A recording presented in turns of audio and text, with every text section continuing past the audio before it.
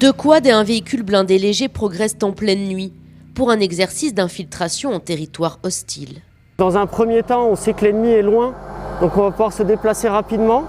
Et plus on va se rapprocher de l'ennemi, plus on va se déplacer lentement. Ces soldats sont des hussards entièrement dédiés au renseignement humain. Vous ne verrez donc jamais ni leur visage ni leur insigne, car ces militaires ont pour mission de travailler en étant invisibles. Quelques heures plus tôt, les membres de la patrouille ont été briefés sur leur opération en salle de commandement. Notre infiltration, donc direction plein ouest, jusqu'à notre zone d'installation qui sera dans cette zone. Tout doit être mémorisé, itinéraire, topographie, puisqu'ils n'emporteront avec eux aucun document, aucune donnée susceptible d'être récupérée par l'ennemi. Retour sur la piste. Ok, stop, c'est bon. La patrouille s'arrête et bascule en mode furtif. Tous les objets réfléchissants sont dissimulés, les rétroviseurs sont démontés et les hommes recouvrent leur visage de camouflage.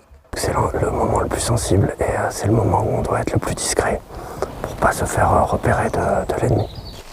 La suite de l'infiltration se fait à pied, le plus silencieusement possible, malgré les 60 kilos de vivres et de matériel sur le dos. Dès les premières lueurs du jour, les hussards enfilent leur tenue de camouflage, les ghillies, pour se fondre dans le décor. Ils sont à l'affût du moindre bruit, du moindre mouvement suspect. Il faut déblayer le terrain et creuser pendant plusieurs heures pour se construire une planque sous terre. Les trois militaires s'engouffrent dans leur cache minuscule. Ils referment la trappe, disparaissent de la surface. Ils vont désormais pouvoir observer sans être vus.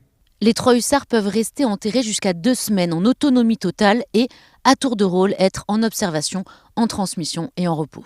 On fait tout ici, on travaille, on mange, on vit. À seulement quelques centaines de mètres de l'ennemi, ils observent ses activités, ses armements, et parfois peuvent guider une frappe aérienne. Assez grand de type caucasien, environ 1m80. Il est armé, il se rapproche au niveau du portail. Simultanément, son camarade retranscrit, puis transmet ses informations de manière ultra sécurisée. Une photo, un détail qui peut aider le commandement à prendre une décision. Le lieutenant Guillaume a déjà à son actif 7 missions en opération extérieure. On sait que c'est très important, on sait que notre action va avoir des répercussions directes avec une implication pour d'autres troupes, des troupes amies. Depuis 25 ans, le 2e régiment de hussards est présent sur tous les terrains où l'armée de terre française est déployée.